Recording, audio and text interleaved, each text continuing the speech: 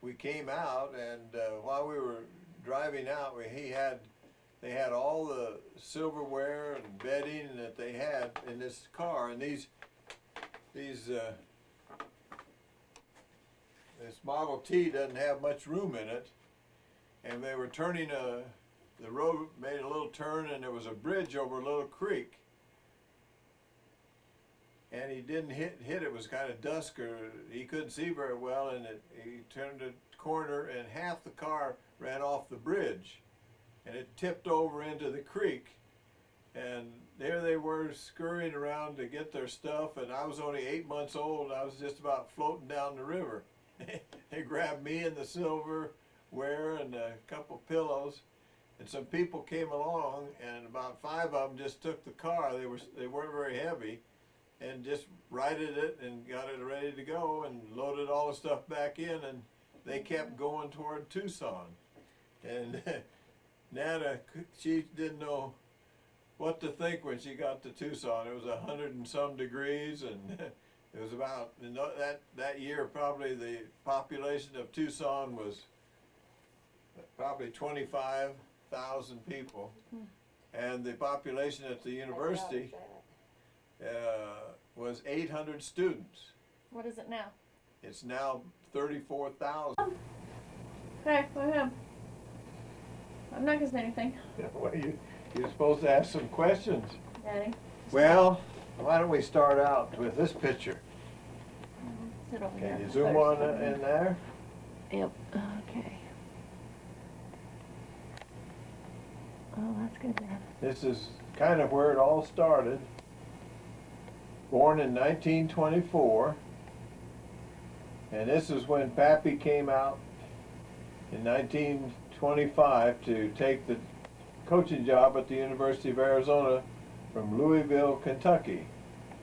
And he came back, he came all the way out in this car and got the job for around $1,800. And then he came back and got Mom and I was 8 months old. And as you can see, this is a Model T Ford. It has wooden spokes on the wheels, has no windows on the side, and on the side of the car, it has the camping gear. There were hardly any motels or hotels. They had little parks in the middle of the towns, and you stopped there and put your tent up, and that's where you camped out at night and put your tent together the next day. And you probably took him 2 weeks to get from Louisville to Tucson. He came out in July, if you can imagine, and it was probably 110 degrees, 108 degrees in Tucson, and but he liked it. Came all the way back to Louisville, Kentucky, and picked up Mom. We had all the goods packed in this little car that he owned. How old was you, Dad? How old was Pappy? Yeah. Yeah, see, he was 27. He was the same age. See, Pappy was born in 1897, and when I was born, it was in 1924. So he was 27 years old, and that was the same age that I was when Debbie was born. 27 when I was married. When you got married. Got married when I was 27 years old, and your mother was 22 years old. Tell me about Pappy's education, Daddy. Pappy. Well, clear that up. Debbie wasn't born then. Pappy. For sakes. Pappy he was born in Rochester, Minnesota on a farm, and he used to tell the stories of how he walked to school in the snow for 2 or 3 miles and from the farm, and then shortly after he was in school, probably about 7 or 8 years old, well, yeah, they moved to the Rochester, Minnesota, which is just right near the farm. And their farm was out there where the Mayo brothers, and they're the ones that started the Mayo Clinic in Rochester. And he played football and basketball at Rochester High School, was real good. But his mother, who was very German, both parents were German, and really the name Enke is Enke in German. And he We're very German. and so he would have to sneak out. She wouldn't allow him to play football and basketball. And I would imagine, I don't remember asking him this, but I don't think she ever saw him play a game, if you can imagine that. And tell Debbie that, but many games that she's watched of those boys. And but he would sneak out, and Gladys, his younger sister, would help him sneak out. And Edna would cover for him a little bit, but she was 5 years older than he was, and didn't have too much to do with him.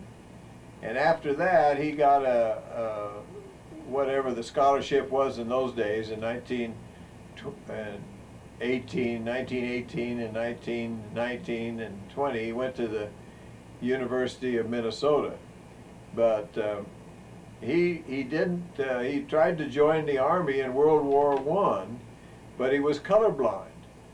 And we've always had fun with him since then. When he goes down the street, how he knows whether it's a red stoplight or a green stoplight. You know, he says, well, it's where they are. The red is up at the top and the green is down, or I don't even know which way it is. But he couldn't tell green from red. So we had a lot of fun with that.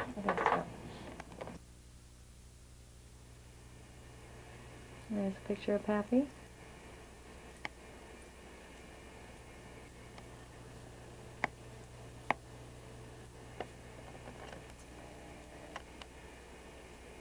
We had There's a made over there, over there, that was made for their 50th wedding anniversary. We had Paul Modlin make that drawing of Nana and Pappy. Nana died when, Daddy? The what? When did Nana die? 1970? She died in 1974, and she was 74 years old. She was born in 1900, obviously. This picture here, I know what year it was because I was playing baseball on our diamond out there, and it was kind of rocky. It wasn't all grass like they have today, and a ball bounced up and hit me right in the eye, and we were due to have this picture taken. So that was 1943, my last year in high school, and then before I went into the Navy Air Corps. So this was the three of us in 1943. Whistle that he wore for 37 years of coaching at the University of Arizona. Okay, Dad, you have to tell us how he got that job. Hold on. Okay. Well, he drove all the way out, and he came back. This was in 1925, and we came out, and while we were driving out, they had all the silverware and bedding that they had in this car, and this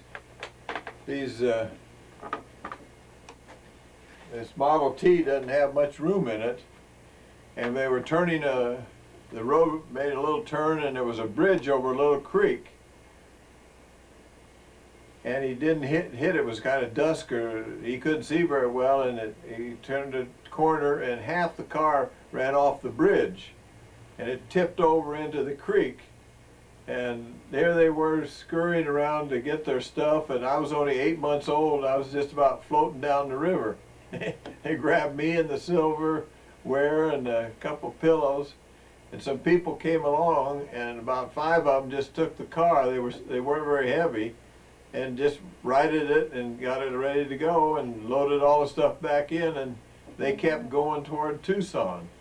And Nana, she didn't know what to think when she got to Tucson. It was 100 and some degrees, and it was about, that year probably the population of Tucson was probably 25,000 people. and the population at the university was 800 students. What is it now? It's now 34,000. And we better mark this date. Today is June 9th, 1999. When Right. we're doing this. That's a long time, almost 75 years From when they came out. since when they came out, Wow. when we all came out. Yeah. And so it was quite a change, and he was recommended for this job by Newt Rockne. And he had gone earlier in the summer to Newt Rockne's coaching school back in Indiana. And Newt Rockne said, I hear they need a basketball coach out in Arizona. Why don't you go out and see about it? And he did. He was hired. I think, and you can see there that in 1925, the Arizona had only been a state for 12 years. So it was, Cowboys and Indians. they just had quieted down the Apaches, and so there wasn't much here in those days. But it grew, and Pappy stayed on, and he became one of the 10 most winningest coaches at 511 wins in the 37 years that he coached. And then he coached for another about 10 years, PE classes, and coached the golf team. And he, what year did he come up to stay with us? It was right after, about a year or so after Dana. When 1975. No, when I got married. He came November, right at Thanksgiving, after I got married in 1976. Oh, 76, okay. Yes. Because you moved in here and then he came and lived Right, here. about 2 years after Nana died, didn't Yeah. we fixed the place for him at the new home on 206 McMurray, and he had 2 rooms, looked out on the swimming pool and walked the tennis court. Was getting along real good, but we thought he better come up because he was trying to drive at night and he'd turn up over the curbs, and he wouldn't make very good judgments. Hated driving. And so he drove for, probably 2 or 3 years after he got here, just during the day, because he wasn't as sure of things at night. So when did they do the Fred Inc. Plaza and the golf course and all of that in his honor? Well, I don't know when that picture in there. Did we get that picture of the plaza? Turn it off. Okay. Well, this is a little ahead of time, but Just talking about Pappy. when Pappy came out, they did not have a gym to play in. They had what they called Herring Hall, which was kind of a place they put on plays, and it didn't hold anybody. It was a real short court, and then they played until Bear Down was built in 26 and 27, 1926 and 27. They played down at Tucson High. Tucson High had a pretty good gym, and then they had an armory downtown, and they played there. In 1926 and 7, they finished building Bear Down Gym, where he played all his games, and when I played there, and Link and all the guys we played with, and he went to McHale Center, and actually McHale Center was built to a lot of his specifications, because he went around and looked at all the field houses. But in 1926 and 7, when Bear Down was finished, it was the biggest gym this side of the Mississippi River. There weren't anything like that. It was, and it's still there. And actually, they have it. We were down there the other day, and the picture in the paper on that article was taken in Bear Down Gym, and they have it now as a recreational place where kids can just go in there and get a basketball and shoot and work out and do whatever they want to do. So When was his last year to play in there? When did he retire from basketball? He retired in 1962, and then there was about, probably, I don't know when they went into McHale, but it was probably about 72, because Bruce Larson took over the coaching reins from Pappy.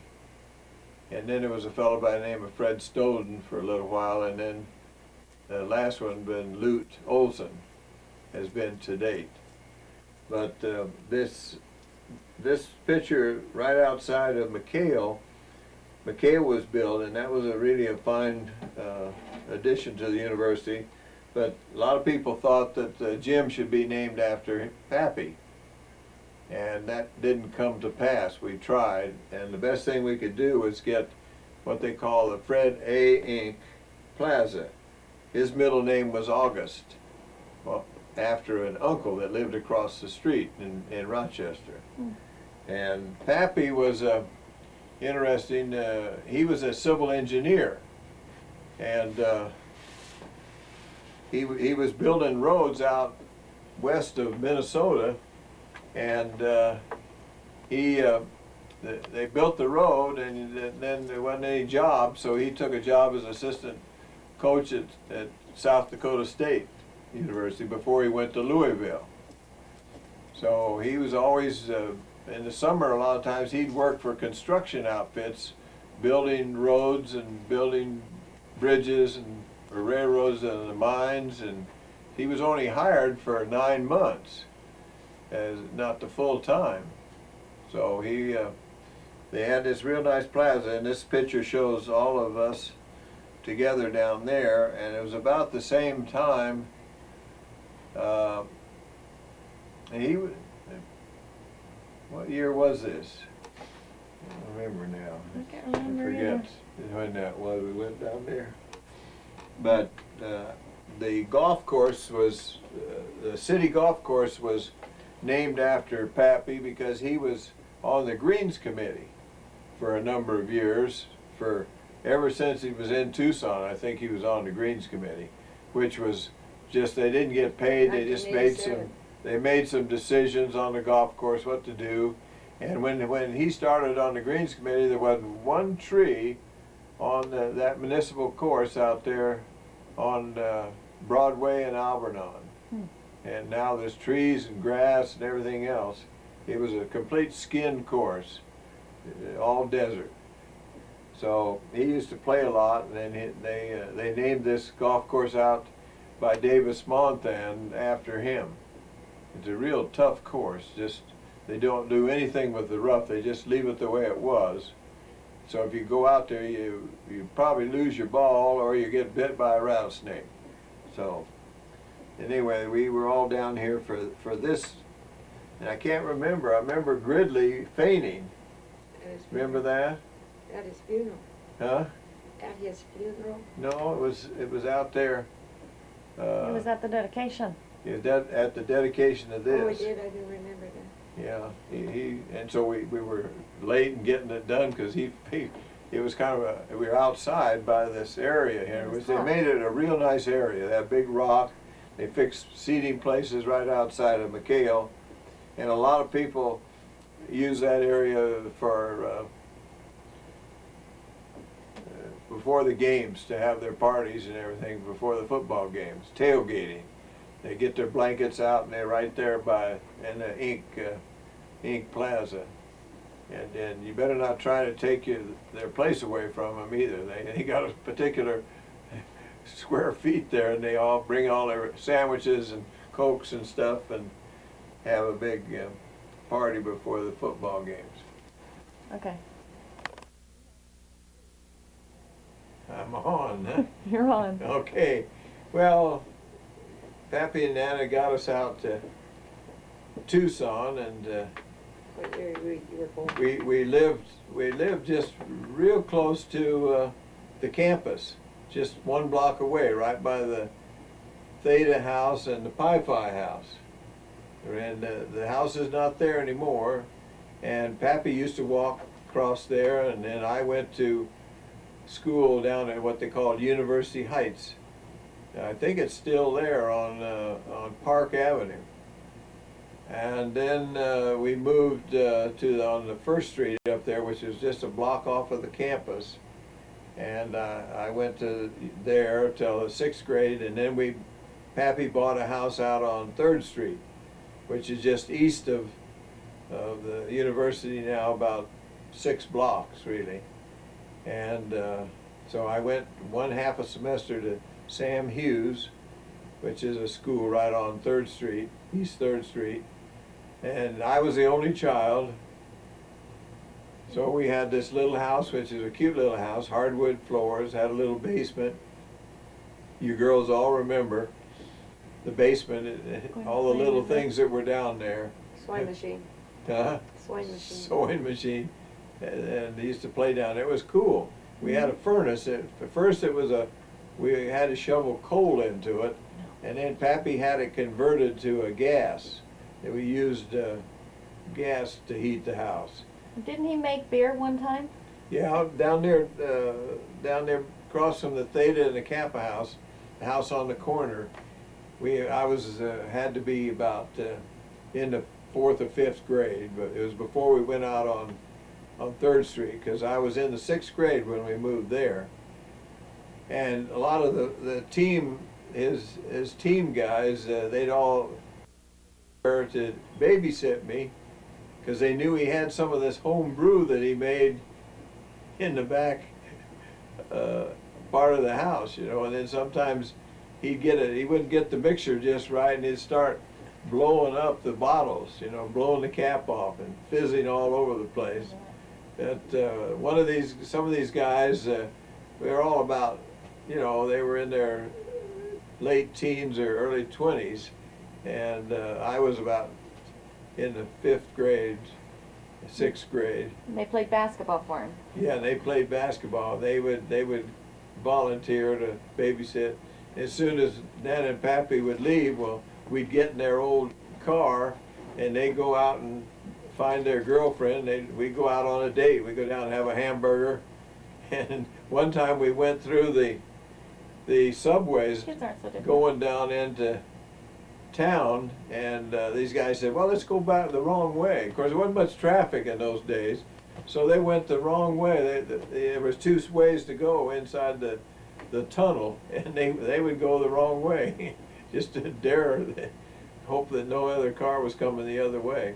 So, kids in your days are not too different than kids of today. No, I don't think so. The traffic is different. Just so really, many just of them. traffic. Yeah. You know, in those days we had one high school, and I went to junior high at Mansfield Junior High, which is on 6th Street, and it's still there.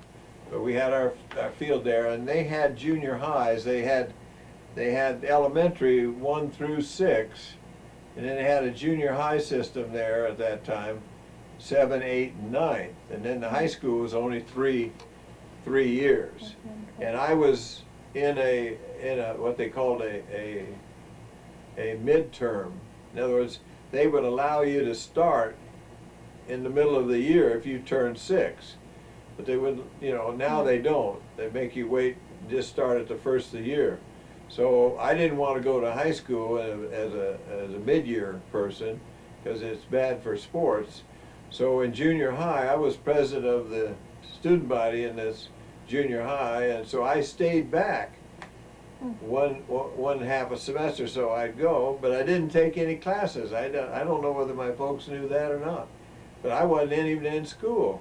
Well, I took 7 PE classes a day. That's good. No Dad. shooting. What you're taking. Daddy, tell us about your date of your birth. The what? The 14th, 15th of December. Oh, well, when I got to high school, I started playing baseball, and I played American Legion baseball in the summer. Well, you needed to have a birth certificate to make sure that you weren't too old, because you could not be 17, you know, and so you'd have to supply that. And it had never come up before, and we sent back to Louisville, Kentucky, where I was born, to get my birth certificate. And all this time, clear up to when I was a sophomore and in high school, we thought my birthday was the 14th of December. And that's what Mom thought it was.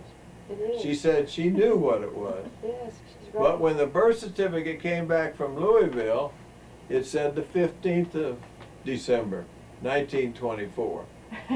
So from then on, I had to use what was on my birth certificate. And then 2 years later, when I went in the Navy Air Corps, I had to use that and on a whole bunch of papers that you have to fill out. So nobody really knows when it is. Yes, your mother does. Your mother, my mom does, but I still have to put the 15th because that's on the birth certificate. We have a telegram saying it's dated the 14th. Your mother says we have a Telegram from the telegram that says it's the 14th, and we kidded about it. So that's kind of the birthday deal. And then went on from junior high. I remember I was out in PE every class, you know, all day long. The other kids would go into some class. I was out there ready for the next PE class. So I helped the PE instructors for one whole semester.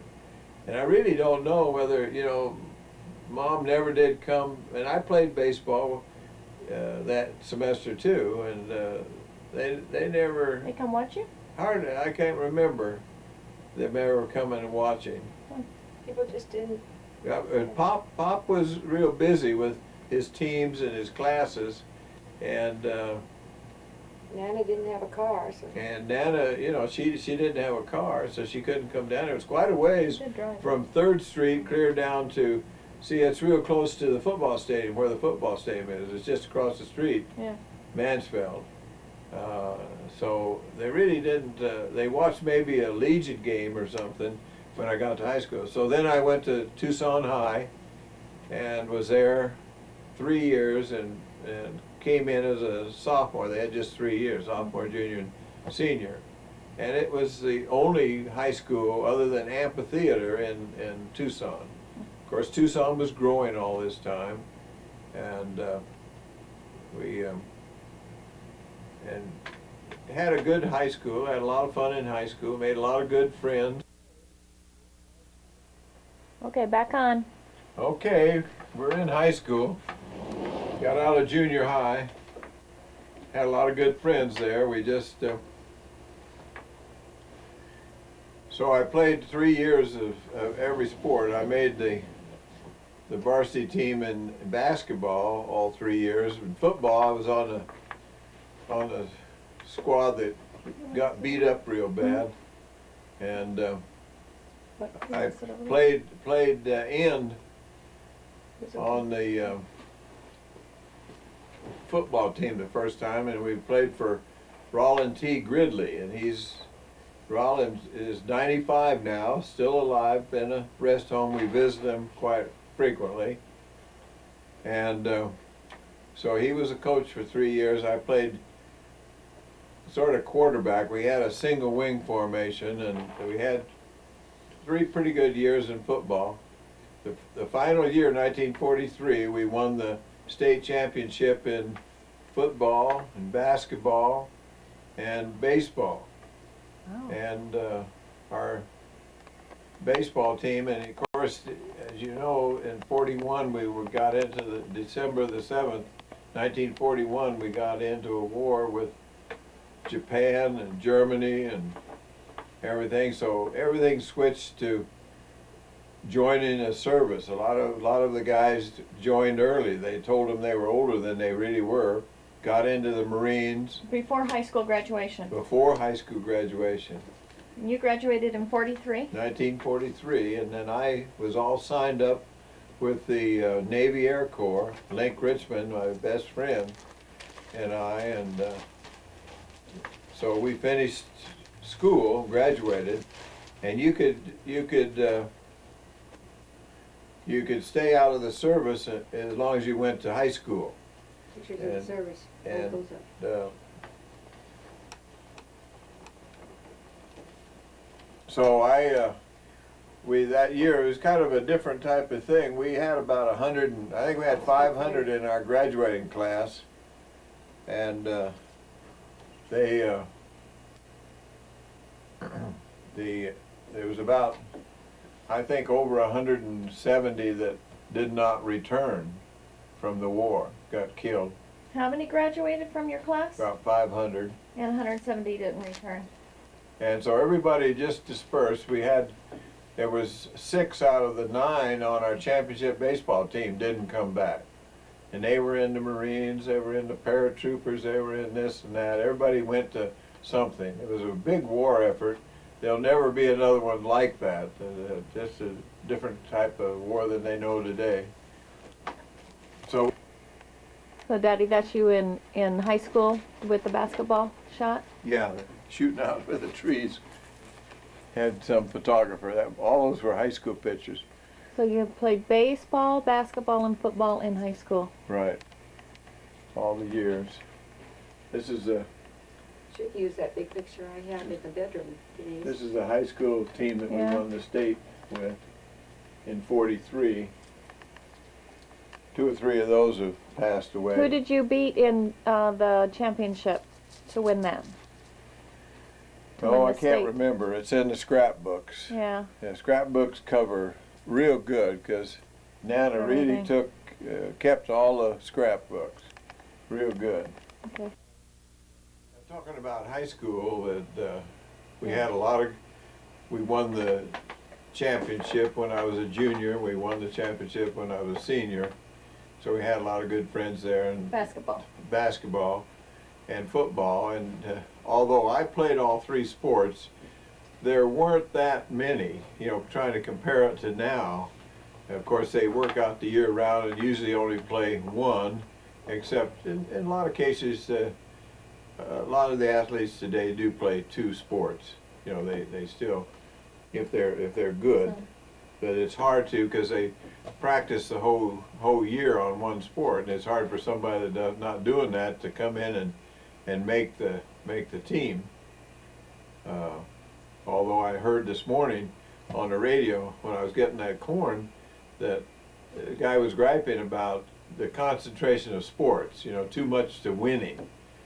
Starting way down in the Pee Wee League and I was listening too. yeah, that guy. I was hoping that you'd call him because he had the wrong idea on some of it, and he had a point on some of it too. But anyway, the war was on, and it changed a lot of people's lives, and I lost one of my real good friends, Frank Kemp, and he was a great guy, and a lot of times you make some of the best friends you make in high school. You're closer to them. And because in college they all get spread out all over. But I went into the service and the Navy Air Corps, and probably because they gave such a good training. Number one, when I came back, I had about 175 units out of the service. So when I went to the university, Applying towards college. all I had to do was take the solids. I had all my electives and actually went through university because I was so smart. Yeah, Dad, right. So when did you go to this? In 2 years. When did you go to the service after? When in Graduation. 1943, right after graduation. Like how soon When- after graduating? Well, actually, I was waiting for my orders all summer long, and as soon as school started, I got my orders, and I was playing football with the high school team. I was just running the plays and being tackled, and I remember Pappy came down, and we'd been expecting orders to go into the Navy, and they didn't come till probably right the 1st of September. And Pappy come running down, and he had a, we may have it in the scrapbook, he had a telegram from the Navy saying I was supposed to get on a train and be in San Luis Obispo the next day, take the train ride. And he came down, he had some things in a little suitcase. You didn't need much because they were going to Provide everything. provide the uniforms, but you had enough to get over there, so you had your shaving stuff, and we were all ready to go. We knew it was coming. And Link had gone up to work at Hawthorne, Nevada. His dad was the exec officer up there, And the year before, we worked up in this ammunition depot, and all summer long, and then Link went up there and worked this other summer. We thought we were going to get called right away, and didn't. So he went up and worked again, and I, actually this is pictures of when we first joined over there at San Luis Obispo. This is Link Richmond and I, and he has since passed away with Parkinson's disease. But he and I were together. He and I have been together since the 3rd grade. And in the service, we went to every base together and everything like that. And then at the end, he was flying a fighter plane called the F-4F, and I was flying the dive bomber. So that's Link and I. And there's another picture. We had this taken when we got our uniforms. But it was real funny because Pappy come running down there and in the car down to Tucson High, and I was out with the football team being the opposition, and they were tackling me and everything else, and he says, you got to be down to catch the train in about an hour. So we had about an hour to catch the train, and everybody got the word, and a lot of people were down there to see you off at the train station. And so he came in, and I didn't know it, but he got his orders through San Francisco, so he had to take a train over there, and then both of us ended up at about 2 o'clock the next morning, 2 a.m., and we were at San Luis Obispo. That was the first place that we were in the service. Is that unusual for you to be at the same place, though? Well, we didn't know it. Yeah, there were a lot of people there. We had to be in the top 1/3 of our graduating class to get in the Navy, and had to pass a lot of tests. And I didn't know he was coming down, but we got there at the same time, and we were in the same barracks together. And as soon as we got off the train, this officer, he started saying, "Muster, muster." And we didn't know what that meant. Muster means fall in, fall in. And we didn't know. And we had to march all the way out to San Luis Obispo. And so you asked, where's the hot dogs? And so it was kind of funny. And we marched out there, and we were there for 3 months and got orientated, got our uniforms, and started right away with navigation and radio and all the things we need in the Navy. And then we continued. We came back down to the university, and we've soloed down here at Tucson, and we stayed at one of the halls at the university, and they wouldn't let us drive a car, and we finally soloed in Oahu here.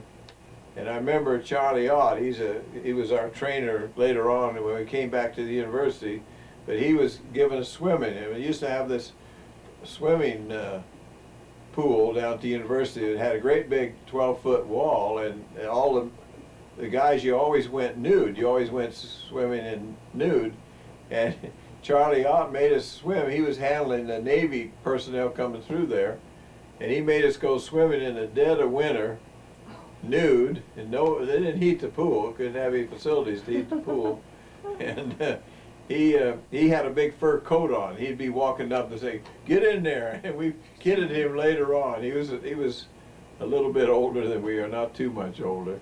So from there, from the university, we went to St. Mary's Pre-Flight up around San Francisco, Oakland, and we Moraga Valley, they called it.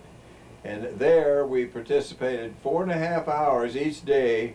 Was in ground school. We had the flags, we had navigation, and we had all these subjects that were going to help us. We had celestial navigation, and which they don't even use today. You know, they have all these satellites that are telling them where they are and all that.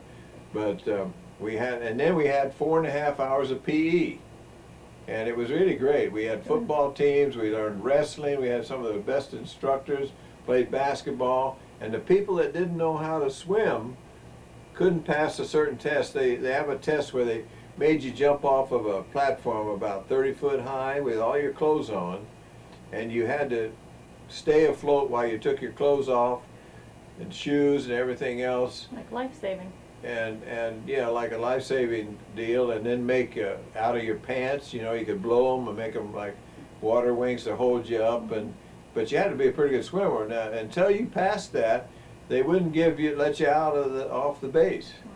So some guys never did it. They were washed out of the program because they didn't learn to swim, which, you know, looking back, it didn't make that much difference. You know, if you were going to jump off of a carrier or something, you'd probably drowned anyway.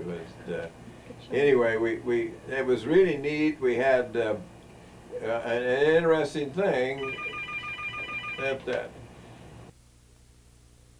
Okay, here we are again, interrupted by Debbie's phone call. Debbie, yes. Well, the service was a lot of fun. We were busy.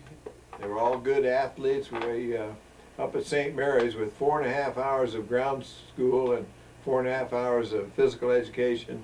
We learned everything. We had tumbling, and we had the trampoline. We learned to do the trampoline and swimming, and it was real fun. It was tough because we were on the go all the time because we had to make our beds all the time, and we had to make it so a quarter would bounce off, and they had inspection to clean our own rooms and all of that. One thing that was real nice up there is, as far as segregation between the blacks, there weren't any blacks in the Navy Air Corps, but they were there as they would take care of the bachelor officers' quarters, and they had a beautiful, great big band. And every noon, while we'd muster to go through have our food at the chow hall, and they would be playing these marches, and we'd march up and line up and go through, and the logistics of the food was really good. It really was as much as you wanted, and this band would be playing all these marches, and it was really a great band, and they were all black, and they weren't as far anywhere that I was during those 2.5, 3 years. There was never a black pilot. It wasn't in the program at all. Wow. So it's kind of an interesting thing. And so we were there for about 3 months, and right about that time we were having some success in the war, and they decided they didn't need as many pilots as we were training, because there were about 3 of these pre-flights, and there was probably, we had in our battalion maybe as many as 400 or 500 guys like myself that were training, and they had probably 3 or 4 more of these pre-flights around different places in the country. So we had a lot of pilots being trained. They thought they didn't need that many. So of all the ones, even though you passed all your subjects, they came in one day and they said, well, they got us about 500 of us in this auditorium, and they said, if your name isn't read, I forget which way it was, whether it was read or not read, you're washed out of the program, even though you passed everything. And we'd gone through 3 bases by then, about 9 months. Saying they didn't need you?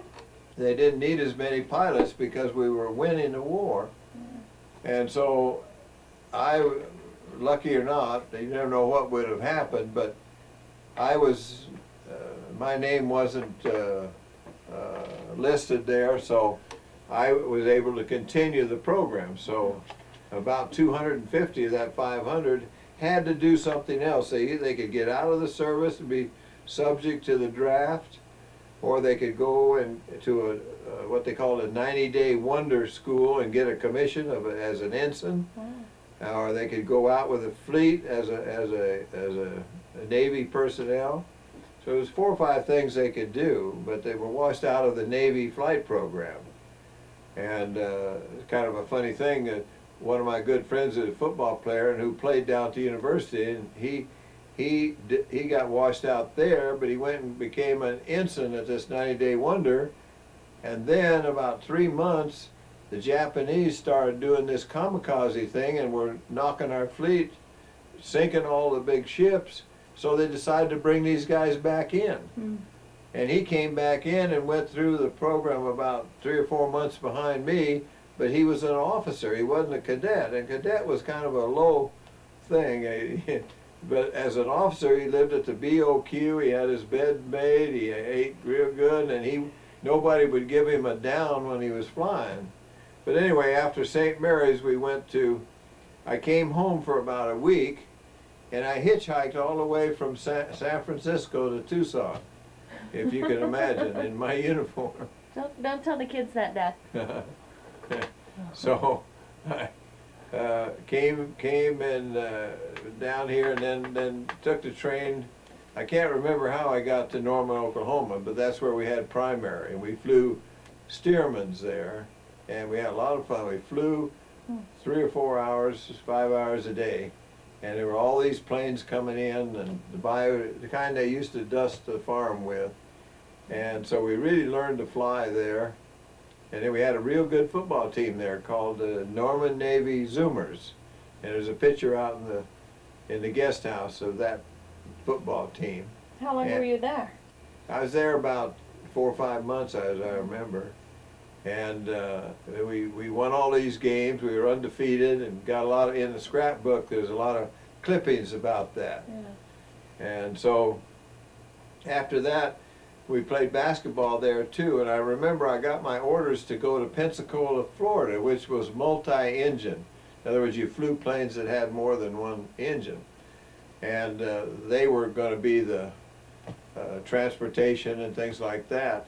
And some of my best friend, Link Richmond, was right there with me, and he got orders to go to Corpus Christi, where you were single engine. So anyway, we went to see the basketball coach, who was a commander, and they said, well, we haven't been apart all this time, how about getting our orders changed? So he got my orders changed so I could go down to Corpus Christi. Oh, really? So we went to Corpus Christi, and there it's been about 3 months, and we were flying the SNJ, and that was a real good plane. The wheels folded up, and we had a lot of fun with dog fights, and we learned fly under the hood with the radio, and we had 6 of us there in our room, and all of them played football, either for USC, and all of us, a lot of times it was foggy weather, and we'd go play handball, and we'd fight, and the 6 in that room, they're all about the same, and we'd fight playing basketball or whatever we do, and then we go fly together. 6 of us would take off and fly formation all around Corpus Christi. And anyway, in that summer of 45, we graduated, and from the flight. From that, and we got our wings. We got our gold wings, and we piloted, and then we went into Link went to fighters and went into operational. We were getting ready to go out in the fleet. And this is a picture when I was in the service down there in Florida, and we were getting ready to go on a carrier.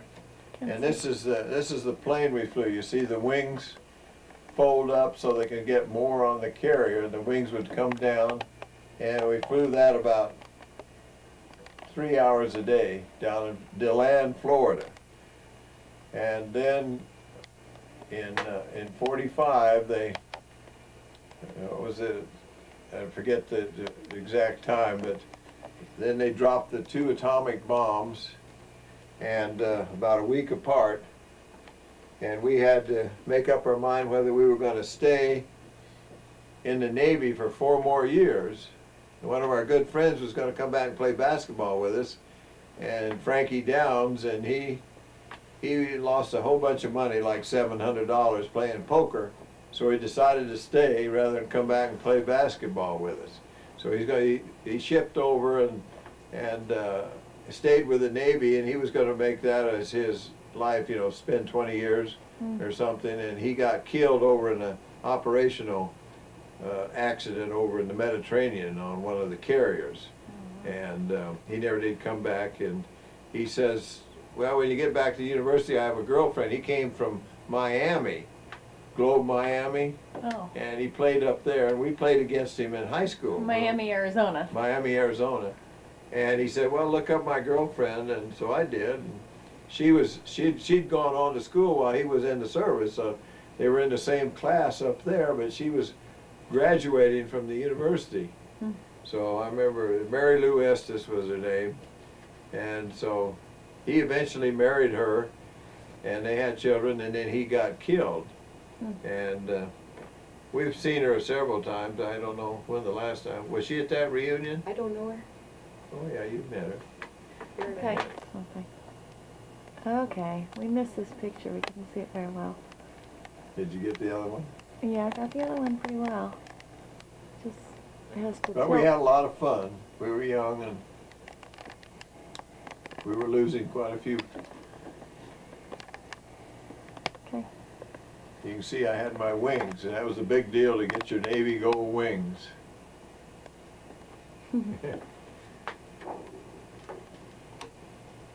So anyway, Link got out, and I got out, and there was another guy from California, and he had a convertible car, a Ford or something, and we went up and saw the Army-Navy game after we got processed out of the Navy at Jacksonville. And we went up to see the Army-Navy game, and then we decided to come all the way out, and this was November the 11th, and of 45. And so we drove nonstop, and we didn't. This guy was from California. He had a nice convertible, which was great in California, but coming out clear from Pennsylvania, everything was cold. We used to sit. If you're in the back seat, there was 4 of us. We didn't have a heater in the car, and it was just freezing cold. And we'd sit on each other's feet in the back, so kind of keep them warm. And we kept trading off, and we just came nonstop all the way to Tucson, and came in on Nana and Pappy, and we all slept there, and got in, and she had some good old curry spaghetti, and we ate, and it was really good. And the next morning, Nana came in and said, you guys got to get up. And we said, why? Link was there, and these other guys were there too. And she said, well, Pappy's over in San Diego, and they're going to play. He's got a basketball game. He wants you guys to play. He's got your shoes, and you got uniforms and everything. And we said, well, we can't play. We're not even in school. We just got out of the Navy. We've been in there for almost 3 years. And Nana says, well, Pappy's got it all fixed up that if you intend to go to college, then you can play now. Which we had to wait till after Christmas. And this was about the 15th of November. And so we went over there and drove over there with these guys. They left us off at San Diego State.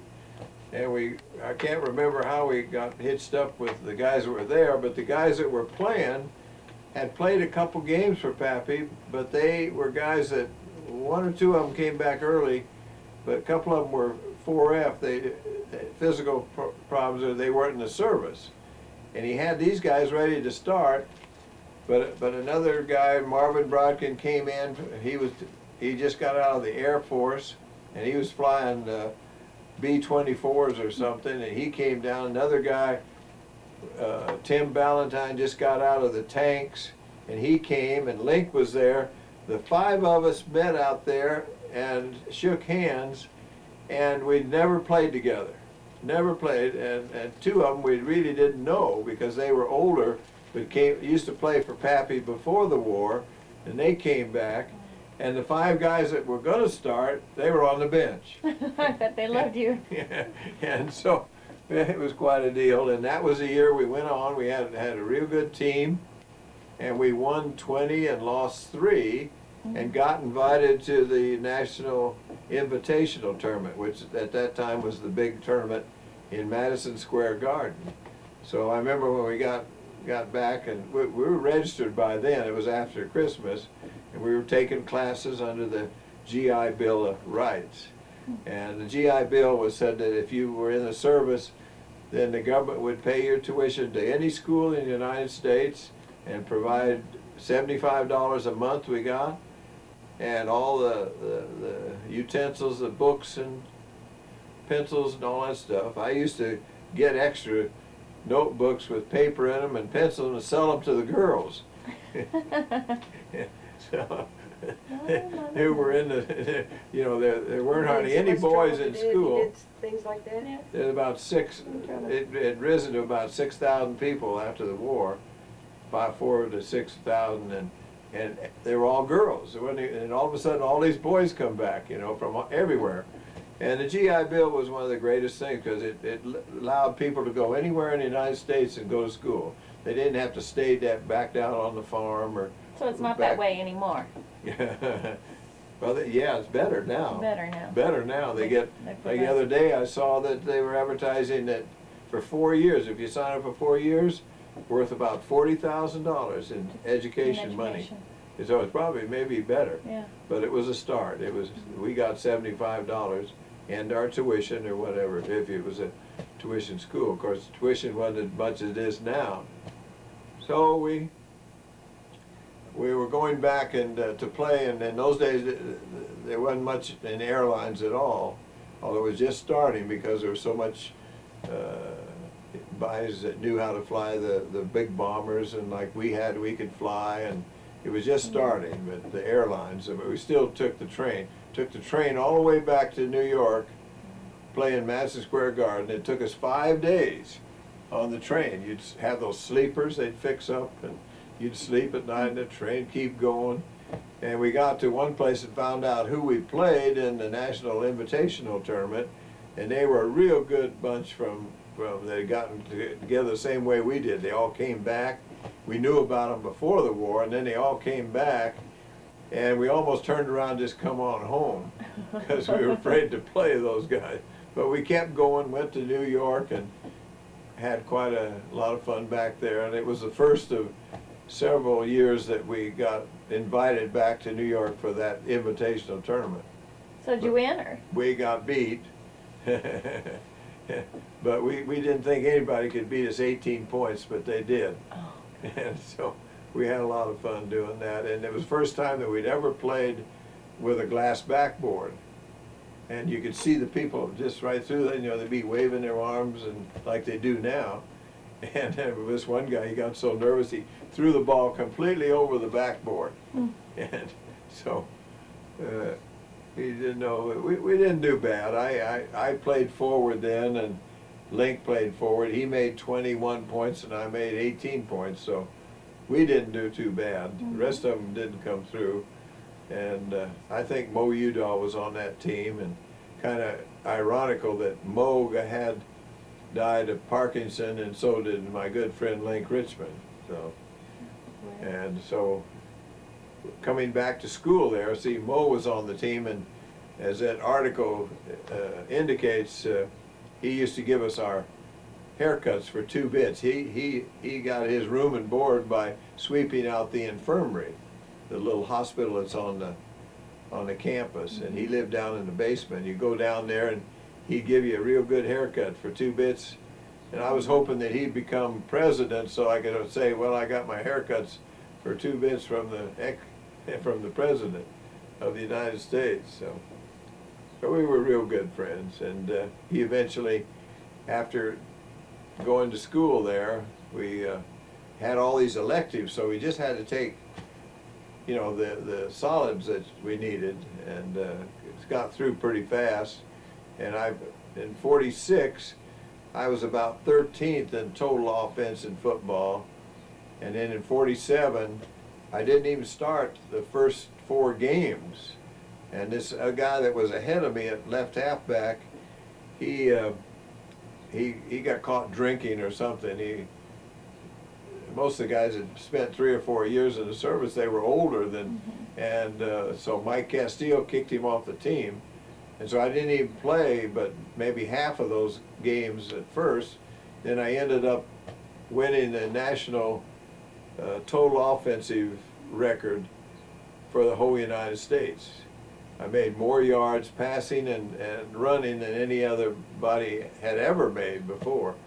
And of course they make more than that now, but they're more offensive. But it was it was in the New York papers, the Chicago papers, and everything like that. And it's in the scrapbooks there. There's a whole bunch of articles that are in the scrapbooks that we have.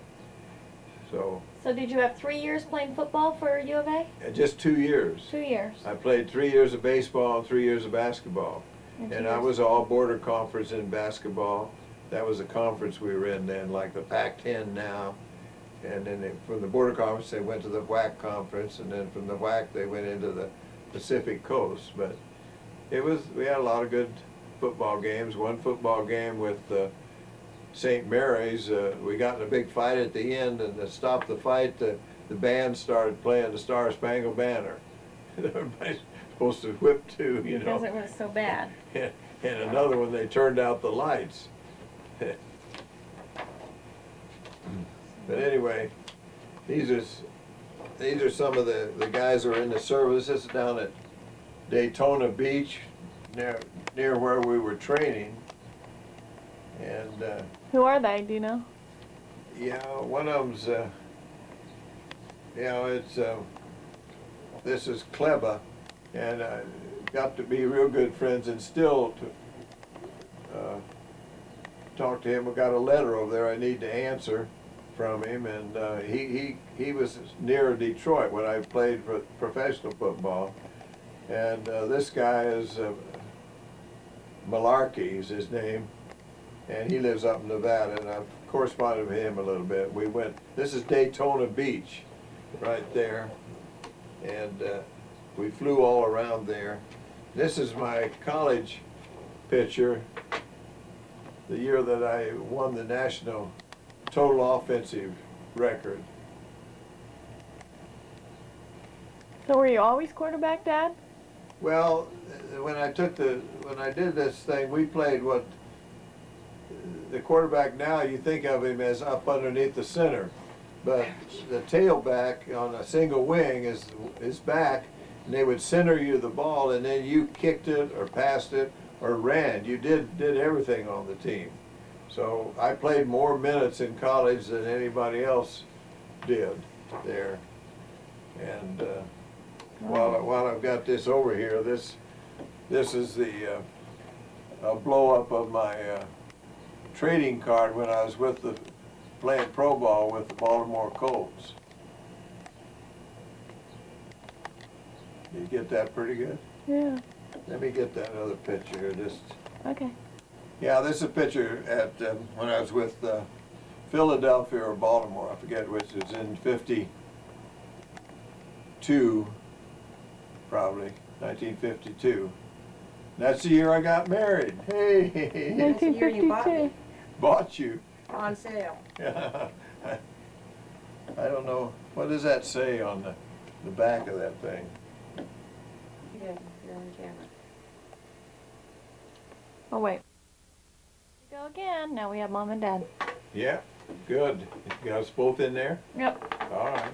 So in '47, by leading the country, they heard about it back in the West, back East, and I was, evidently I didn't even know it, I was drafted, like they draft today. And you didn't even know? I didn't even know. And I didn't know much about pro football. That was all back there, you know. They didn't have any teams out here in the West. So they called me and said I was drafted by the Detroit Lions in the NFL, in the National Football League. And at that time there was another league that had gotten started right after the war called the All-American League, and of which there were 6 or 7 teams, I forget. The 49ers were one of them. They had the New York Yankees, and the Baltimore Colts were part of it. Didn't know much about it out here. They didn't get any publicity at all.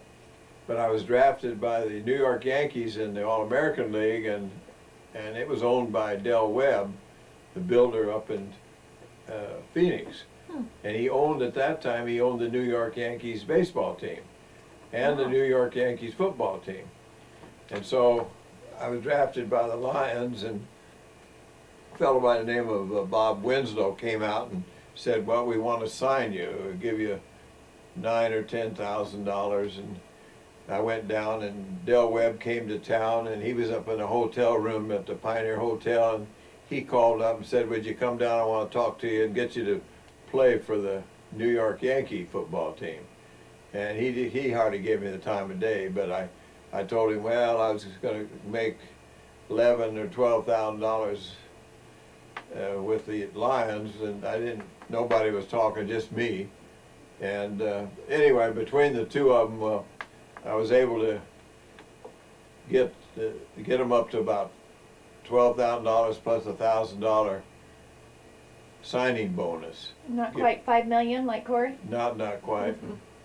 Not a long ways. And so anyway, I said, well, I want to get my master's degree in administrative education, so if I go play a half a year and then come back and go to school a half a year.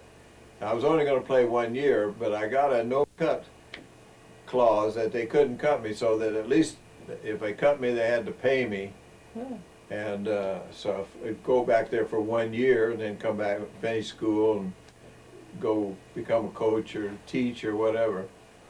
Because I was in education. I was in pre-med for a couple of years, and I playing all these sports. I couldn't keep up with the chemistry and the physiology and the cat anatomy and all that. Although I had to take all those courses, and so I decided to go back and play with Detroit, which I did, and in 48, 49 I went back again, and then in 50 the two leagues got together, so they sliced all the salary just almost in half. Wow.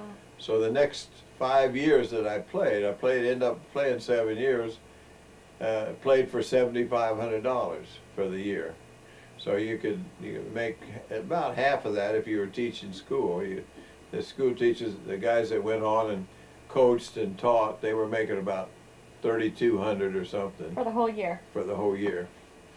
And so I played for $7,500 I was gone half the year, and then I came back and would play, go to school on the GI Bill. So I stayed at home, got my $75, and had played, and I remember buying Nana a new washing machine. She didn't have a washing machine. She used to hand wash everything. And then what else? I bought her Remember that one that cranked through? Put her an ironer. an ironer. I don't know where the ironer went though. One of those. That press. A presser that had the big thing that came down. You'd put your shirts out and pulled it down. You'd press, move your shirt and pull it down again. I mean, a monstrous machine, really. Yeah, I don't know. It was kind of the deal then, but I hadn't even seen one lately. No. And I don't think so I came back and on the off season and got getting my master's degree. And so I did that in 49 and 50, 51. And then in 51, I met your mother. Yeah. She was down at where we get a Coke at the University drugstore, which is just Oh, wait a minute. You met me about 2 years before that. 2 years? We did, yes. I went in the airlines. Oh, what year was? I don't remember the year, but it was, we went together for about 3 years before we got married. Yeah, Off and on. off You and know, on. You Yeah. were always taking off and going someplace, playing football. But it must have been around when I came back Mm-hmm. at 49 and she was in this Coke About place, the University, 1949. probably 49 or 50. And she had this long straight hair. And anyway, we had a Coke together, and then she ups and decides to go in the airlines. And you couldn't be married then in the airlines and anything. You have to wear high heels, serving everybody on these prop planes. Didn't have any jets in those days. Well, I can tell you about the airlines since I did work in the airlines. Go ahead, yeah. If you'd like to. Go ahead, Mom. I had never flown before, and somebody suggested, why don't you go in the airlines? I wasn't sure what I really wanted to do. I was a junior in college, and I really wasn't sure that I really wanted to teach, and wasn't quite sure. It was the end of my junior year. So I did apply. I was accepted, to have an interview and over in Los Angeles, so I flew over there. And I flew home, and on the way we had engine trouble coming home. And then I had to go over for another interview, and then we had engine trouble going over. Then I came back. I was accepted, and I was to go to Chicago, and I had never been out of Tucson to speak of, let alone fly any place or on vacations, or in other words, I was not very worldly. And I got on the plane and I flew to Chicago, and here I am in Chicago. But not quite, not before we had engine trouble, and I had to get off in Joplin, Missouri. And by that time, I was just about, the tears were about to run down my face, and was kind of wondering, but anyway. And then I flew on to Chicago, I deadheaded to Chicago, and got there, and I went through our training program. And the training program was extensive, and we started out with about 60 girls, and they cut them down to about 30. We had tests to pass. We had to make an 85 or better every day on our test. And we were watched every second, how we walked, how we talked, what we said, what we wore, what we ate, everything we did. We were really under supervision. At that time, it was quite an honor to be an airline stewardess, as they called them. And not everybody could get in, so I felt very honored that I did pass and I was in. Anyway, the first time I got on my flight, it was a Convair, 36 passengers, and I was well prepared. I'd been to school and stood up there in front of my passengers and greeted all of them, and we had to learn all their names as they came on, and we had to, at that time you were selling the airline, and you had to be perfectly groomed, from your nails to even wearing a panty girdle, as skinny as we were. Had to wear a girdle. So that No you way. did not wiggle as These you kind walked of down the aisle. guys come by and flip their girdle. The pilot would give you a girdle check. Anyway, I really enjoyed the airlines. So what was your normal flight from where to where? My normal flight was a very difficult flight, and they gave it to me because of your father. They found out your father was with the Detroit lines, and so they sent me to the most unsought-after base in American Airlines. It was the longest flight they had, and it was really, really hard. They sent me to Detroit. My first choice was New York. My second choice was Los Angeles, and my third choice was Detroit. So you went from Tucson to Detroit? No, we had choices of what bases we wanted. The home base. Home base, Oh, but they gave me Detroit, Home base is Detroit. and so Fly out of to there. fly out of Detroit. And I flew from Detroit to Chicago. It was a very long flight, all-day flight. I flew from Chicago to Detroit to St. Louis to Joplin, Missouri, to Tulsa, to Oklahoma City, to Fort Worth, and to Dallas. And out of all these places, starting early morning, I served breakfast and a couple of breakfasts and I served lunches. And we'd leave at 7:30 in the morning. We'd arrive Dallas or Fort Worth, our last stop, about 3:30 in the afternoon. Yeah, And then we would lay over until the next day, and we would fly back. But the big thing about then is the planes didn't get over 10,000 feet, so it was real rough at times. Yes, it was unpressurized cabin, and the Convairs only flew between 10 and 12,000 feet. And what do we fly now? 30,000. 30,000. 30,000. But in the Convairs, because they were unpressurized cabins, we had to stay below 12,000. Wow. So we flew through every kind of weather imaginable. Sometimes you'd be walking along the aisle, sometimes the plane would drop like 3 or 4 or 6 scared? feet or something. Oh, yeah. Well, Pretty I rough. went through emergency procedures a couple of times. One time we were out over Lake Michigan and coming into Detroit, and we lost an engine, what they call having a feather an engine, and we only had 2 engines. Pretty Wow. serious business. Scary. And another time we didn't have gears to land with. And We I had to landed anyway. No, not quite, but it was quite a long process before we could land. And the pilot finally I had a pilot and co-pilot, and they finally got the gears down, and we did land. However, it was with a huge thump, and we had to be towed in. And every one of my passengers hugged me when they got off. I never got on an airplane And again. and I went up and hugged my crew, and then I just collapsed in the front seat of the plane, and a wave of weakness just came over me. We got through this. And you see my wings. Okay, turn it a little bit. I lost. There. That's good. Okay. And that's Mom as a American Airlines stewardess. Yes, and the first thing they did was cut my long straight hair. You had to wear short hair. The plane.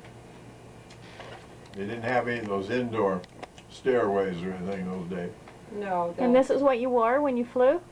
Well, actually, we did wear a suit. Hold it still. No, this was a modeling picture, Oh. just taken on the airlines. Hold it still. Oh, you have longer hair then. Mom, you kind of look like me. Yeah. Thank you. Not mine.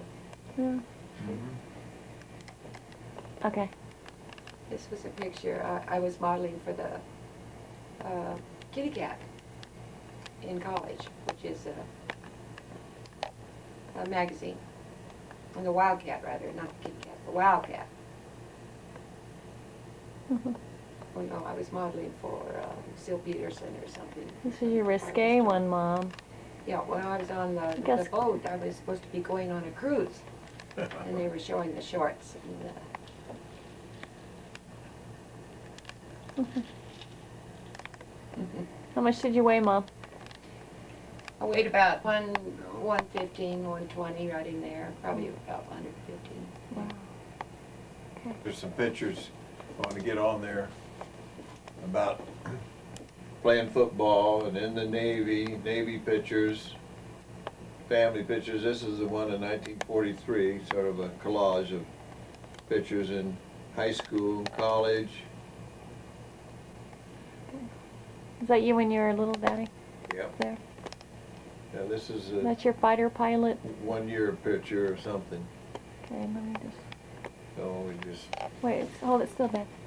this is our, we used to wear goggles. Let me turn it this way.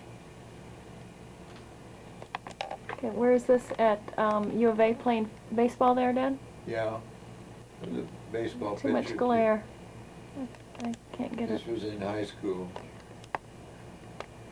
Okay, and that baseball one was in high school? Yeah, no, I think that baseball picture that was at the university. Dad, you can't look at Turn it. the You picture. can't look at it. You can't just. That was at university when I had to see what it was. Yeah. Oh, the basketball one is what? High school. That's high school, yeah. Yeah. This is kind of this See is that your glare? life deal. See that glare? Yeah. This is what I Detroit, and we had victory parties, and then we sometimes didn't win. And we still had a party. Whatever. And then in '52, we decided to get married. 1952. That was after 4 years of being with the Detroit Lions. I played 4 years for the Detroit Lions. And then I got traded to the Philadelphia Eagles, mainly because Bobby Lane and our coach, Buddy Parker, they were drinking buddies. And every time that Bobby Lane, who was a great quarterback, wasn't throwing very well, then the crowd, because I'd been there 4 years, wanted me to play. And a lot of times I'd play halfback while he was quarterback, but then they started yelling for me, so anyway, Buddy Parker on the off season, he traded me and to Philadelphia, so that the crowd couldn't yell for me anymore when Bobby Lane wasn't doing any good. So we decided to get married, and got married on April the 19th. Yes, and I terminated the airlines March the 17th, if you can imagine, just a month before we were to be married. And you had a big I wedding. did. We had a big wedding. We had a formal wedding, and you can show the picture there. And this is, in the church, about 400 people. But I planned it long distance, you know, with my mother. We got it all planned and got it all arranged and went through the whole thing. And it was a church reception. And this is at the church reception with the cake. Cutting the cake. no liquor, No liquor. no champagne. No, a friend of my father's, the one that owned the company, he said he'd furnish all the champagne. And I didn't want to have any champagne because these were all educators coming to the wedding, a lot of educators and a lot of my parents' friends and things that I just didn't want to have champagne. Fun. Okay. Where are we? So we're getting married in 1952. Back to that. Okay. You got that? Yeah, we got that part. Okay. And we went to the Grand Canyon and rode the donkeys all the way down to the river and back. Well, one day. your honeymoon wasn't much better than mine. You went to the Grand Canyon. And then we went to Las Vegas, which wasn't much in those days, but it seemed like it.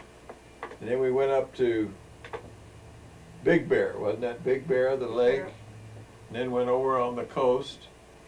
Over at Balboa for a week, it seemed like. Yeah, that's right. You were Balboa goers before Yeah, you that was took the best us. time. Yes. So we traveled all over and then... And his old girlfriend was a friend of the friends we were staying with. She showed up on our honeymoon. Oh, gosh. I was not real thrilled. No. So then we came back and it seemed like that I still had one semester to go or something in my master's degree in administrative education. No, you didn't. Well then, Limey Gibbons and his wife, we took care of their lawn at this apartment house and they let us have an apartment for nothing, which was real nice. They had it fixed up when we came back. They had a few things in there. But it seemed like No, I typed your master's degree when I was Your still thesis. in school. yeah, Still okay, in school, see, yeah. your thesis. I typed it, all these statistics and things that you did. But While still, I was still in school. Well, I don't know what, we were just waiting to That's- go back and That was before I was in the airlines. I'd signed a contract with the Philadelphia Eagles and we were just waiting to go back, you know. To spend- Philadelphia? Yeah, in July. So we waited. In the meantime, we came up and were talking to John and Mary Lou and they wanted to buy this property and start farming. So I'd saved a few $1,000s and they put in some money and I loaned John some money and we made the down payment on the home place out there. And then went back and played and worked that summer. We left there and came up and got a little apartment and until we went back. Your father left me here in Casa Grande by myself. So what Yeah, year did you come to Casa Grande? Yeah, we came up to Right, Casa. we were married in April 1952, and we came up to Casa Grande right away. Yeah, Got came right into away. cotton farming. We went out and Knew started. nothing about cotton farming. Didn't even know what a cotton plant was. Didn't know what an irrigation was, nor a tractor, anything. And the only thing that Pappy could say to all of it when your father told him that we were going into cotton farming, he says, well, if you want to have farmer's hands. Yeah, with your So daughters. we all got farmer's Yes, hands we all from did. that. And so we worked real hard up, and lived in a little apartment here in town, one room. And so you farmed and then you went back and played? You did that for Yeah. a while? Did For your that. story. Hmm? Do your picture in your story. For 3 years we did that. We'd come back and get another apartment. We didn't have any furnishings or anything. One time I took boxes and covered them with contact paper. All we had was a stove, refrigerator, a bed, and one chair. But we did that, and then the following year we met a lot of nice people in Philadelphia, the players there, and we was really there we worked out in Hershey, where they make the Hershey bars, It smells like a big Hershey bar. Huh. And so that was unique. We really had a wonderful time doing the And then your professional mother years. came back and joined me, and we had a real nice row house. It was 3 stories, had a full basement, and That was in Baltimore. yeah, that was in Baltimore. But you came back, and we were in an apartment hotel In Philadelphia. in Philadelphia. And then we came back, and that year we had Debbie. The following year, following June. Following June 25th. And 53. then we had right behind, that's why Debbie likes Little Sombrero so much, is we had Debbie and we lived right behind those apartments, right behind Little Sombrero, that are still there. And so that's why she likes their enchiladas and everything. So this had really one room right there. It was, Was it? no, it was a bedroom, a little Yeah, bit bedroom. living room and plus kitchenette. And But it was real tiny. I'd leave every morning about 5 o'clock, and we'd drive Yeah. out together with John, and we worked out there, and It was a rough life. we had 2 shovels, and he was bull and I was dozer, and we That's about irrigated right. that whole thing, had Yeah. one little tractor. Get home at 9 o'clock at night, 7 days a week. So, and then we drove back that year. We drove to Baltimore. No, we drove well, I went back to Philadelphia. Yeah, but after Philadelphia, when we went to Baltimore, when you were traded to Baltimore from Philadelphia, Yeah. we had Debbie by then, and we drove back. Yeah. Drove back. But you flew back. Oh, I flew back with You Debbie flew back the first with year. Debbie, first year. Yeah. So she flew back, and everybody thought she was so cute. Yet every once in a She while was she'd beautiful. stink up the joint, She was you know, beautiful. at that altitude.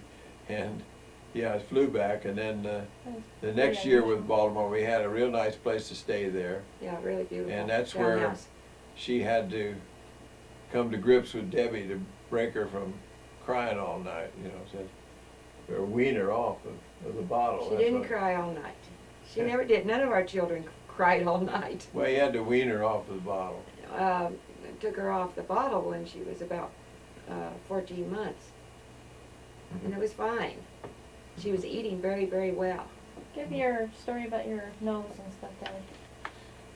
Well, then when we play, this is a picture in the Baltimore Colts, and this was we were playing, one thing to notice about this is we didn't have face masks. And this was Husvar, Hold it up a little bit. and he, Turn it that way. There we go. and it shows how big, he was the fullback. And you can see how I was about 215 pounds, and he was about 270 pounds and 6'4". So that's some pretty big guys back there, but the big thing, you can see the blood on our pants and everything, because we didn't have face masks. We were always getting broken noses and teeth knocked out and everything else. Yeah, tell us about your nose, Dad. Tell us about that time you went in and played. Well, that was when I was with Detroit, and that's that picture that, no, I want that picture with it just, hold it up. Okay. This picture is in the Hall of Fame, Football Hall of Fame in Canton. And that's me carrying the ball, and we're playing in Wrigley Field where the ivy grows on the walls. And this is in 1948. And you can see we don't have any face masks. He's grabbing me right in the face. And that was the game that I took the ball in on an off-tackle play, and it got at the bottom of the pile, and somebody hit me in the nose and broke it and knocked the nose over to one side. And boy, it was hurting and bleeding. And at halftime, the doctor says, "You want me to set your nose and put it back in place?" I said, "No, don't touch it." About the third play of the second half, I ran in on the same play and got hit and knocked the nose right back in place. Yeah. So it doesn't look too bad all this time. But this is a picture showing him tackling me right in the face. So when did they get the face guards? Well, the face mask came in 1954. After the first game that we played the Rams, the Rams came out with a bar across one bar, not like they have now, not as fancy as they have now, but it sure did protect us.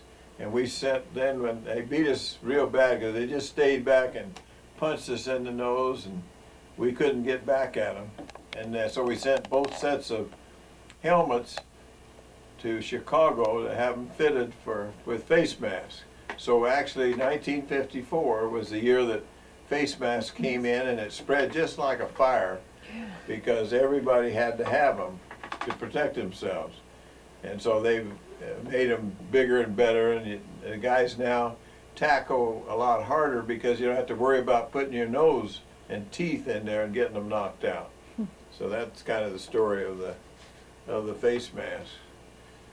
So we next year we drove all the way back to Baltimore, and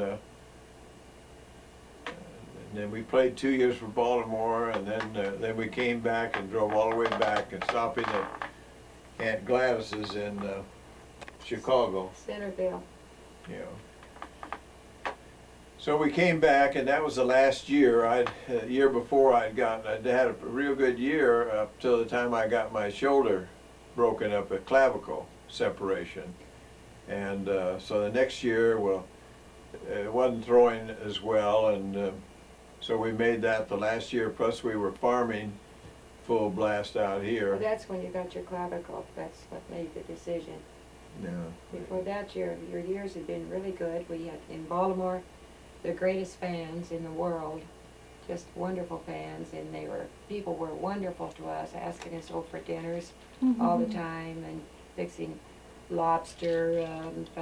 One family found out it was my birthday, and that I like lobster, so they ordered all this lobster in from Maine, and we sat at the dining room table with newspapers, and we just ate lobster, just one right after another. They were so good. Yum. Made your butter sauce. And did this with shrimp also. And we had a lot of Italian food, and we just had wonderful friends in Baltimore. We had a wonderful time. Fans were asking your father for autographs all the time, every place we went. And his picture was in store windows all over, and they would interview me on television about your dad. And it really was an exciting time. And we had a lot of camaraderie with our teammates, with the wives and the team members. So we really had, some good years in the professional football. So then we concentrated on farming and having kids. And here we are today. And here they all are. And Here they are. And they're really beautiful, and that was the Yeah, best time of our lives, is having all these beautiful children. And to fast forward there, about everything that's happened since then. There we go. All the stories, all the stories from then on. Yep. Good. It's the most exciting time of our lives, and it continues with our children and with our grandchildren, and every day is rewarding and looking forward to it, because there's a lot to do and a lot just to hear the enthusiasm of your lives, of all the things that you're doing, and asking us to partake in it sometimes. It's And pretty you exciting always to do. us. You drive So up we to love it. Phoenix every other day. Yeah, and we love it. It's the best of all. So it's I know. real good. Okay. 25. Came out, and you see right here, he carried his tent. There weren't any motels to stay in, so you just camped out every night, and you put the tent up, and then the next morning you cooked your breakfast by camping out, and you put it all in there, and then you come on. You had to fix your own tires, and these are wood spokes in there. They didn't last very long. So there wasn't any windows, so there wasn't any refrigeration or anything like that. Anyway, he was a basketball coach down at the University of Arizona for 37 years. And this is when I played down at the University of Arizona, started playing football. After I'd been a I was in the World War II as a dive bomber pilot. Does that look like him, you guys? Oh. Yeah, a little bit, sure. And this is the year 1947 when I led the whole United States in total offense in football down at the university. And then after doing that, I started playing pro football with the Detroit Lions. And I've got a picture here, and I want you to see. That's me, number 24. What do you think about what's missing in that picture? Face mask. Face mask. What's he doing? He just grabbed me right in the face, wasn't he? And in that game, it was in Chicago. We were playing this was a Chicago Bear guy, and he just grabbed me like that. And then I went on in on an off-tackle play, and this guys would hit, because you didn't have a face mask, so your teeth get knocked out, your nose get broken, and he broke my nose and it was kind of way over here on this side. And at halftime, the doctor said, "You want me to set it, move it back?" I said, "No, don't touch it, it's too sore." So about the second play of the second half, I went in there on that play and got hit again, and they knocked it right back straight. And that's the way it is to today. That's why I'm so ugly. We didn't have any face masks, see? Just kept hitting you right there. That hurts when you get hit. That's why we have masks. And I played to the Baltimore Colts also. I'm going to pass these around. These are the, what they call trading cards today. And back in those days, they would have a bubble gum. They call them bubble gum. They give you one big slick piece of bubble gum, just the size of those cards. And then there'd be a card in there. You just wouldn't know. And we got whole bunches of them. That was way back. Now they have training cards, trading cards. And this was when I was playing for the Baltimore Colts. And you see there how that was my fullback. Here I am, number 17. He was a quarterback. Baltimore, and you see without a face mask, you see all the blood, the hitch in the nose, everything else. And he's a pretty big guy, wasn't he, for a fullback? Yeah. And he was about 250 or 60 pounds. So really we had big guys playing back then too. So we had a lot of fun. And any question there? Could you do, when they use their head to try and hit you sometimes? From go like that. Yeah, They have it at that. Sorry. Yeah, and then a lot of times, see your quarterback, you can't pass him. You've got to look at what's happening downfield. You can't worry about these guys coming in, and they get in there, and some of them are big like this guy, and they come in there and hit you right across there and hit you everywhere. But when they use their head like yeah, that they too. butt you with a helmet. Yeah. Now they can't do that. Yeah, I know. That's good. Yeah, they're trying to protect it. And of course, the big thing is, we finally got face masks in 1954. You ask your dad, when did face masks come in? And I'll bet your dad will say, well, I think we always have them. And you tell him that we didn't have them before 1954. You ask him that, Vic. My dad was he used to play football. Did he? Yeah. Where did he play? I don't remember, but he had a surgery right here. On his knee? Yeah, somewhere right here. He had Right. stitches. See those scars there? Yeah. Those are the complete knees. There's a new cartilage in there, and they put titanium. There's titanium down in there and titanium there. So, but that's not all from football. Football. You do?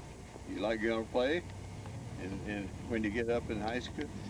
My youngest grandson is playing he just left Apprendi. He's playing at the Corona del Sol now, as a freshman. My brother used to play football at Corona. Now I play football. You do? Yeah. Was he went through Corona, your dad? That's, Her brother. brother? Yeah. Oh, okay, good. Can you show us how far you can throw? No, That was good. I've got it. That would hurt that arm too much, but I used to be able to throw them 70 yards. Whoa! 70 yards. But Well, 100 yards is the whole football field. yeah, 100 yards. 70 yards is almost the whole football field. That's a lot more. 3 more yards. 30. 30 more. 30 more. 30 more.